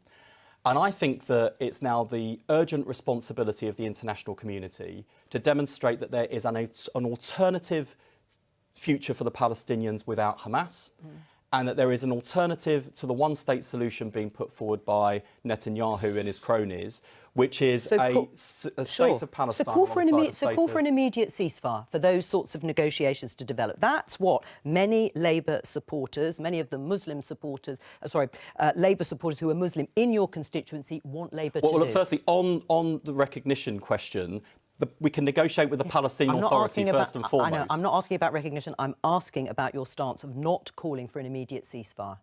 Well, we want to see a ceasefire, of course we do. But we've also got, these are the facts on the ground, we have got a situation where hostages are still being held and Hamas say they will carry out 7th of October attacks again and again and again. And you've got an Israeli government that has, sure, a responsibility to get its hostages back and safeguard its citizens, but it's going well beyond the boundaries of reasonable self-defence. And how you reconcile these two sides is difficult and complicated. And I only wish it were possible that me as a politician, or the Labour Party, the political party, or even the United Kingdom Parliament, or even the United Nations General Assembly that's voted for a ceasefire could bring that about. No, it's but not what's that it going to people don't do? want a No, I know, but ceasefire. what's it going to do? It is about building the path to bring an end to this bloody war. I understand what both of you are saying in terms of looking at solutions, negotiations, and the start of a Palestinian state. But what is happening in your constituency, Wes? There are obviously many Labour supporters who are not happy with your stance, rightly or wrongly. Are you concerned that you're going to lose votes on this issue? I definitely think there are people who are angry, and there are certainly people who said to me, I'm sorry, I'm not voting Labour now because I don't think the Labour Party has been strong enough on this issue. What I would say in response is, of course, we want to see a ceasefire come about, but it's not as simple as simply demanding or voting for a ceasefire and bringing about an end to this bloody conflict. Secondly, and we can see with the muddle that at the top of the Conservative Party, you are not going to get a serious effort to bring about a state of Palestine under a Conservative government. And finally, in the last 14 years, and in particular in the recent years that the Conservative Party has become a much more right-wing populist party, we have seen no serious attempt whatsoever to deal with Islamophobic hate crime on our streets. They won't even define Islamophobia, let alone tackle it. Well, let me get Nick to respond to that. But if you want to see change in this country, the only route to that is change with a Labour government after the next general election. Well, they're quite serious. People to keep that in mind, all right, no, that's even clear. if they're angry that we haven't we gone must as hear far as they would from want us Nusrat to Ghani go. in response to what you just said in terms of your party's failure to tackle Islamophobia properly. We started off this conversation about dealing with Hamas, and we've ended up talking about the situation in your constituency. But it is a very difficult subject indeed. But the reality... What about your party and what it's doing in terms of tackling Islamophobia? We're trying to deal with all sorts of inappropriate abuse. I'm not sure exactly what you want to deal with in particular, but we know that recently there's been a rise in both anti-Semitic attacks in public spaces as well as Islamophobic attacks, and we need to make sure that those are quashed and dealt with as quickly as possible. And it's difficult because this is a situation taking place elsewhere but impacts people here, which is why leadership and being measured is absolutely key. But the reality is this: we're dealing with a terrorist organisation, and the assumption that somehow you can have a ceasefire whilst negotiating with them is incredibly difficult. We, as Wes mentioned, we need to make sure we want to do everything we can to have a ceasefire in place and get more aid into Gaza, but we are trying to work with a terrorist organisation backed by Iran. And they've also got hostages which we have no idea what they're going to do with going forward. We've only got a few minutes left, and we spoke earlier, Layla, about it being a historic week in politics because it looks as if power sharing at Stormont in Northern Ireland is going to be restored possibly as soon as the weekend, Saturday, and it'll be historic because it'll be the first time the First Minister is from Sinn Féin, Michelle O'Neill. The government has published since the end of Prime Minister's Questions this document. It's called Safeguarding the Union. It was presented by Chris Heaton-Harris, the Secretary of State for Northern Ireland, and it contains the details, which I haven't been able to see, and I presume nor has Layla. It contains the details of the deal that has been agreed that brought the DUP back to Stormont. But broadly speaking, we understand that the reassurances are that those trade checks that were going to start between GB and Northern Ireland have been vastly reduced. Yeah, so obviously now this is where the devil is in the detail here. People will be poring over, including members of the DUP, to see exactly what what has been proposed, whether they satisfy all the fears that the DUP have had all along by this. And of course, Tory MPs will also be looking very closely at that text to see if there is anything in that document that suggests any further integration with the EU. That has obviously been one of the sticking points. So there will be very, very careful watching of that document this afternoon. Right. I mean, it could mean closer alignment, of course, with the EU. Would that be something that you'd support? Well, let's look at the detail. I think the most important thing is that we get Stormont back up and running. It is unquestionably in the interests of the people of Northern Ireland that the people they elected are governing the country. We know the health service, for example, is a problem right across the UK. It is in the worst state in Northern Ireland. And I do think that the lack of political leadership is a contributing factor there. So I really hope that we see a breakthrough. And I really hope, going to your point about the Conservative MPs poring over this, that we do not get the headbangers of the Conservative Party, sticking their oar in and making this even more difficult. Is that a potential problem? Look, this is a pinch me moment, surely. We may have Stormont up and running by Saturday. I haven't had time to pore over this, but it's remarkable that we're here. I'm so pleased. And see how far the DUP comes, see how far everyone else has come.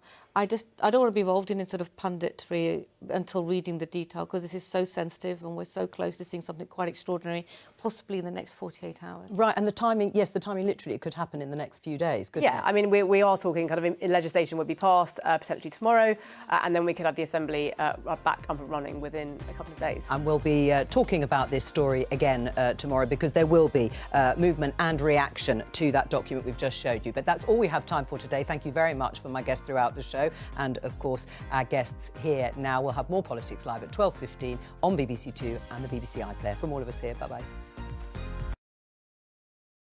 But in other news, just read my little Twitter feed here. Judge Engoron is expected to rule in the case of Trump fraud case today. And apparently he's going to be whacking him with $280 million. Holy shit. That's a lot of money. He's a billionaire, so I guess it's not that much money. But holy shit, that's a lot of money. If he's got it, has he got it on 280 million quid? Don't know. But I'm going to be keeping my eye out for that one. It's not live, is it? Or anything. It's just shit. It was posted 55 minutes ago. Yeah, it's going to be a bad day for Donald Trump. Didn't he have to pay that lady he raped 85 million quid? Madness. Anyway, I'll be back on later maybe. I don't think so. But I've been a bit quiet because it's a bit dead this year until the election starts. So if you don't see me much, don't complain. You're not missing anything. Trust me, if it's interesting, I tend to play it. I only play PMQ, so I just want people to know, like, I'm still alive. That's about it. Anyway, hope you all have a lovely day or morning, wherever you're on this mad rock we call home. See you soon. Ta-da.